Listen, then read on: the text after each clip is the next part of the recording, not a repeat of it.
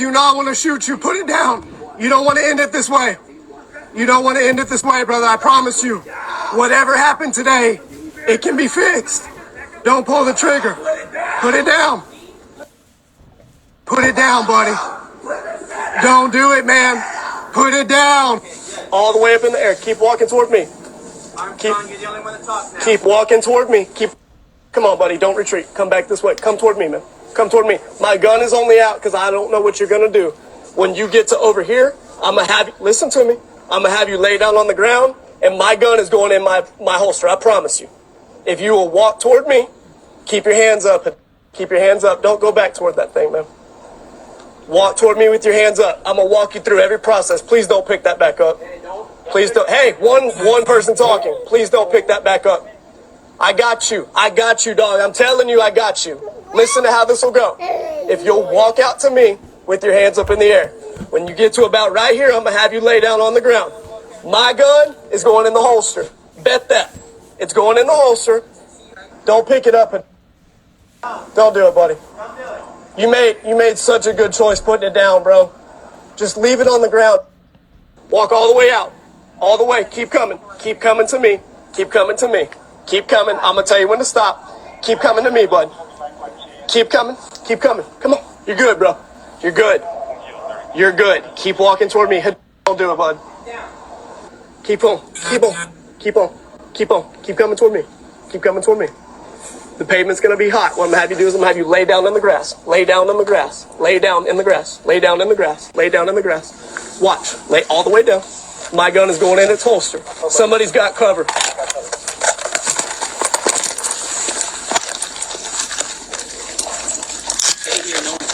All right. Hey, I was all the way down. Have we exfilled from that house? How old are you? 14? Who did you shoot? Cancel aviation. Aviation on channel 1066. Who'd you shoot? Let's get you we got big 1066. Look at me in my eyeballs. I don't have a clue what just happened in there. Hey, so we're gonna find out, right? You made whatever choices you made. That's the best choice you made all day long. Thank you. How does a child, barely 14 years old, find himself standing in the middle of a Florida street with a gun pressed against his own head? What dark chain of events could transform a quiet Saturday afternoon into something so horrific, so disturbing, that neighbors would later describe it as unthinkable? And most chilling of all, what signs, what overlooked red flags brought a family to this nightmarish moment that could never be undone? The questions began on September 16, 2023, in Riverview, Florida. The clock read just after 4 p.m. The echoes of fear rang out with the sound of gunfire. Moments later, frantic voices filled 911 dispatch lines. A boy, no older than middle school age, was seen running through the neighborhood with a handgun in his hand. At times, he raised it to his own temple. At other times, he waved it in the air, as though daring the world to stop him. The scene was chilling, surreal, unimaginable. Deputies rushed to the neighborhood. Their body cameras captured the unfolding nightmare. There, in the middle of the road, stood a boy, 14 years old, with a weapon tight against his head. Trained officers pleaded with him. "I don't want to hurt you, buddy. Put it down. Walk toward me. It doesn't have to end this way." For 16 long minutes, the world seemed to stop. Neighbors held their breath behind locked doors. Parents pulled children from windows. At any second, a single wrong move could have meant another irreversible loss. But what no one watching through their curtains could fully grasp in that moment was that the damage had already been done. Only minutes before, inside a modest home on Linmore Drive, an unspeakable crime had unfolded. A woman, a mother, was dead. Another man lay bleeding, shot 5 times, and the boy at the center of the standoff was not a stranger, not an intruder, but her son. This was not just another crime scene.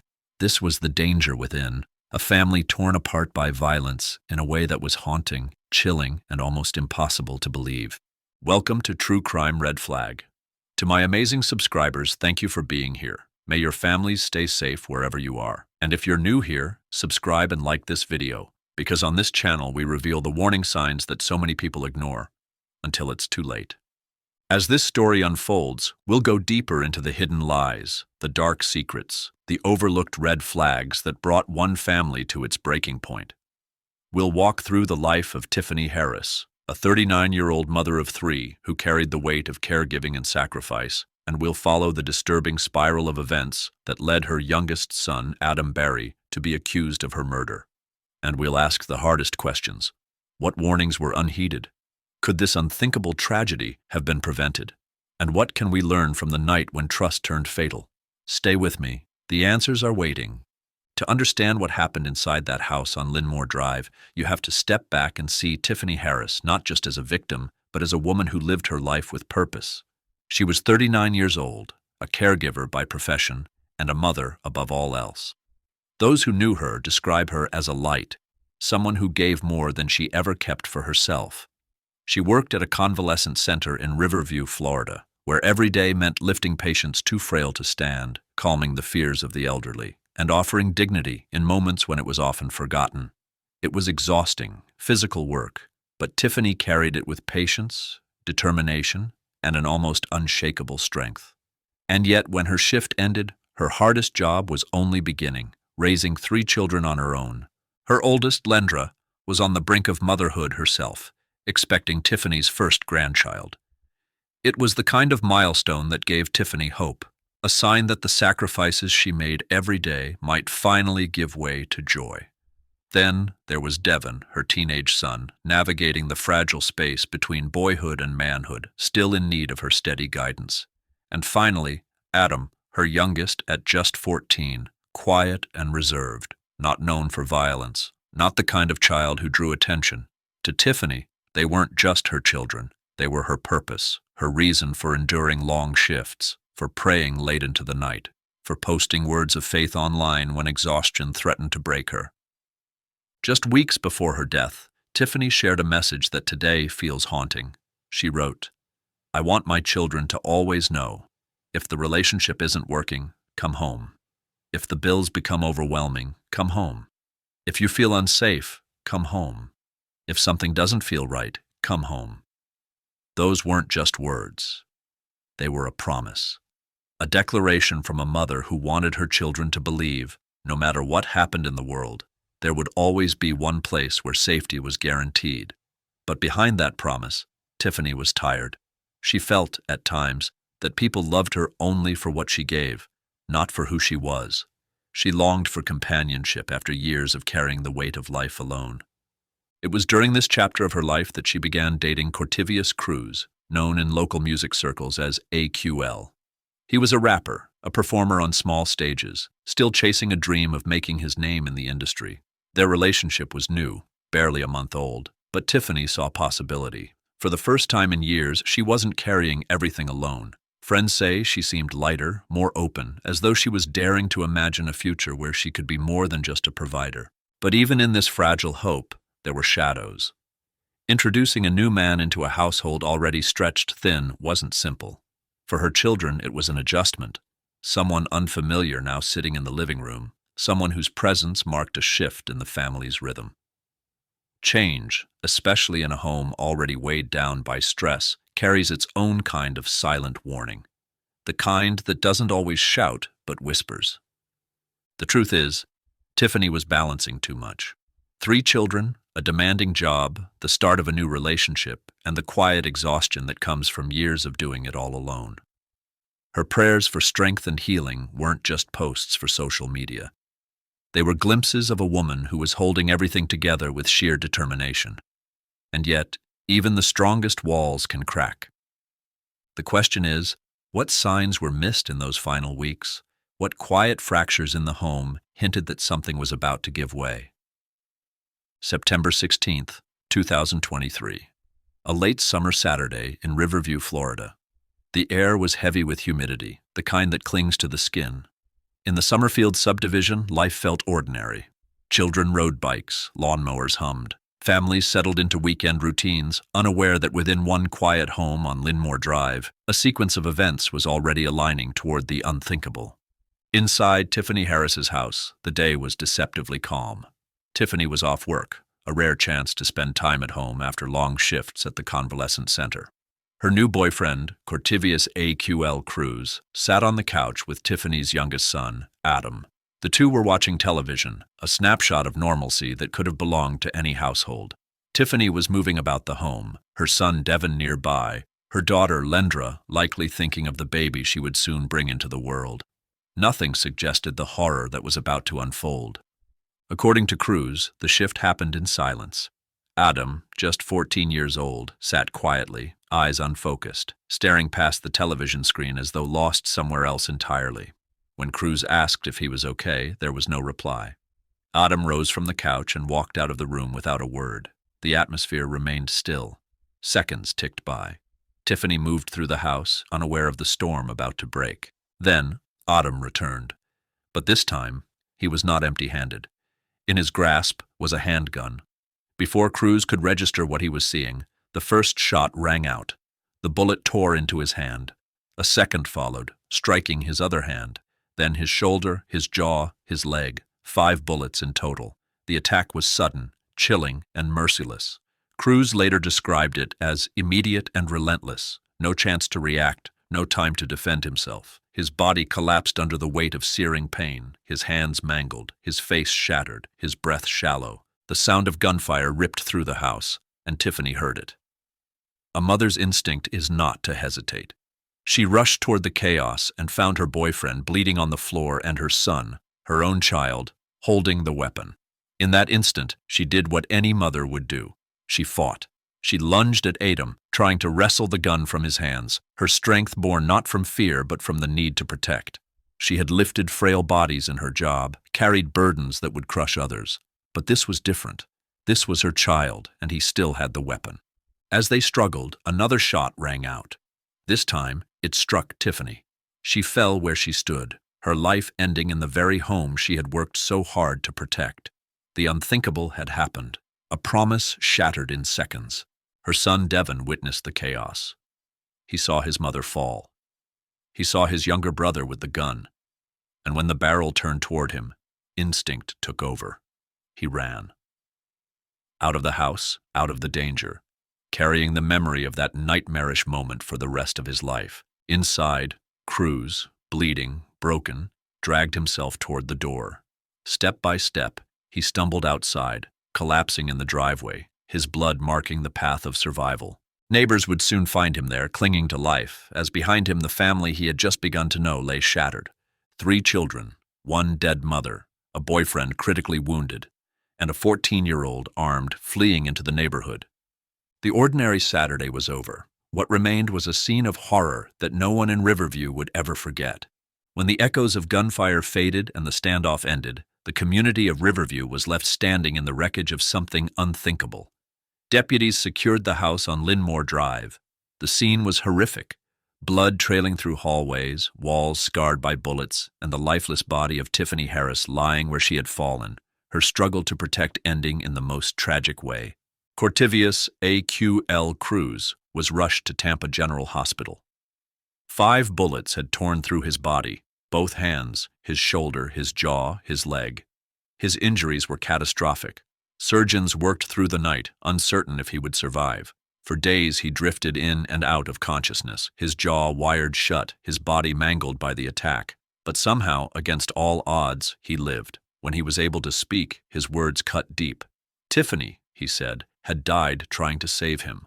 Her last act was one of protection, throwing herself into the line of danger to shield someone she loved. For him, survival came with scars, but also with the crushing burden of knowing that Tiffany was gone. Her family, meanwhile, was plunged into a grief so profound it seemed unspeakable. Tiffany's mother, Teresa, faced the devastating task of burying her daughter while knowing her grandson stood accused of the crime. At vigils and interviews, her voice shook with pain, but her words carried a haunting clarity. She begged families everywhere to secure their firearms, to make sure no child could ever access a weapon so easily. This wasn't about politics, she insisted. It was about prevention, about saving mothers like Tiffany from ever having to face what she could not survive. For Tiffany's oldest daughter, Lendra, the loss was layered. She was preparing to give birth, ready to make Tiffany a grandmother. It was supposed to be a time of celebration, of new life. Instead, she carried her pregnancy through the weight of silent grief, knowing her child would never meet the grandmother who had prayed for their arrival. Devin, Tiffany's teenage son, withdrew into silence. He had seen his mother's final moments. He had watched his younger brother raise a weapon against him, and he had run for his life. Trauma like that does not fade. It lingers, a shadow that follows into adulthood. Some wounds are invisible, but no less nightmarish. In the weeks that followed, prosecutors made their decision. Adam Barry, just 14 years old, was charged as an adult. The counts were staggering. Second-degree murder for the killing of his mother, attempted first-degree premeditated murder for shooting Cruz, and aggravated assault with a deadly weapon for threatening his brother. Under Florida law, juveniles as young as 14 can be transferred to adult court when charged with violent crimes, and the state argued this case demanded it. The community split almost instantly. Some voices pleaded for compassion, calling Adam a child in need of help, not a prison cell. Others demanded punishment, insisting that an act so brutal could not be excused by age. Both sides reflected an uncomfortable truth. When violence comes from within a family, there are no easy answers. Court hearings began under case number 23, CF 014802A in the Circuit Criminal Division. As of 2025, no verdict has been reached. The process is slow, delayed by motions, evaluations, and the complexity of trying a child as an adult. But the weight of what's at stake is clear. If convicted on all counts, Adam could spend the rest of his life in prison. The tragedy leaves behind haunting questions. How did a boy with no record of violence, no disciplinary suspensions, no obvious signs of danger, end up accused of killing the very woman who gave him life? What red flags were missed? Was this the result of hidden mental struggles, untreated and unseen? Or was it a single moment of rage with irreversible consequences? The Harris family lives with the silence those questions bring. A mother is gone. A son is in chains. A family is shattered. And a community is left to wonder, could it all have been prevented? The neighborhood lights have dimmed, the sirens have faded, and the street has been cleared. But the echoes of that night do not vanish. They linger, heavy and unshakable, in the lives of those who loved Tiffany Harris. What comes after the bullets is not silence, but a wave of grief, trauma, and scars that cannot be seen, but will never fully heal. The aftermath is not measured in police reports or court hearings. It is measured in empty chairs at dinner tables, in the birthdays Tiffany will never celebrate, in the scars on Cruz's body, and the scars inside her children. Families torn apart, lives shattered, wounds that will never fully heal. This is what lingers long after the crime scene tape is pulled down, the emotional scars, the broken trust, the irreversible loss. The haunting truth that one night of overlooked red flags and unheeded warnings did not just end Tiffany Harris's life. It rewrote the future for everyone who loved her. The days after the shooting brought more than grief. They brought the weight of the law. What had unfolded in that Riverview home was not only a tragedy, but a crime of the highest order, and the system moved swiftly. 14-year-old Adam Barry was charged not as a child, but as an adult, facing accusations of murder and attempted murder. The image of his young face in a courtroom, shackled and dressed in a detention jumpsuit, left many struggling to reconcile the boy they saw with the horrific violence he was accused of committing. Florida's laws made that choice possible. In this state, juveniles as young as 14 can be transferred to adult court when accused of murder. It is a decision that places them in a system designed not for rehabilitation, but for punishment, where sentencing can stretch decades, sometimes for life. In Adam's case, prosecutors pointed to the deliberate nature of his actions, retrieving the gun, shooting Cruz multiple times, and then turning the weapon on his own mother. The evidence suggested intent, not accident, and under Florida's statutes, that was enough to justify trying him as an adult. But in the courtroom, the legal battle was not only about evidence, it was about identity. Was Adam a child who made an unthinkable mistake, shaped by circumstances no one saw? Or was he, in that moment, a criminal fully aware of what he was doing? That question split the community. Some argued that the horrific loss of Tiffany Harris demanded the harshest possible sentence, that justice for her meant nothing less than accountability measured in years behind bars. Others saw a boy whose life was also shattered, a child standing on the edge of adulthood, who had grown up in stress and silence, whose access to a weapon created a perfect storm of destruction. The debate echoed through Riverview and beyond, punishment versus rehabilitation. Could a 14-year-old truly be beyond saving? Or would locking him away forever simply create another life lost to the cycle of violence? Families, advocates, and legal experts clashed on what justice should look like in a case where both the victim and the perpetrator belong to the same home. As of 2025, Adam's case remains unresolved, caught in the slow grind of the legal system. Court hearings continue, testimony is weighed, and the future of a boy, now edging closer to manhood, is still undecided. For Tiffany's family, the wait for justice stretches endlessly, every delay another reminder that closure remains out of reach. For the community, the case lingers as a haunting reflection of larger failures: the ease of gun access, the lack of intervention in family stress, the silence around youth mental health. This trial is not just about one boy.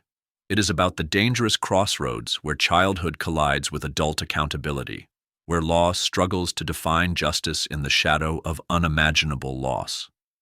And every time Adam's name appears on a docket, every time Tiffany's photo is placed on a courtroom screen, the same question returns: was this preventable? Or was this the inevitable outcome of red flags ignored until it was too late? The aftermath of this case leaves behind questions heavier than the crime itself. The first is simple, but devastating. How did a 14-year-old get a gun? It wasn't locked away. It wasn't hidden. It was accessible enough for a child to take it, load it, and change a family forever. But access to a weapon is only part of the story. What struggles were missed? Adam had no prior record, no history of violence. On the surface, nothing marked him as dangerous. Yet behind closed doors, pressure was building.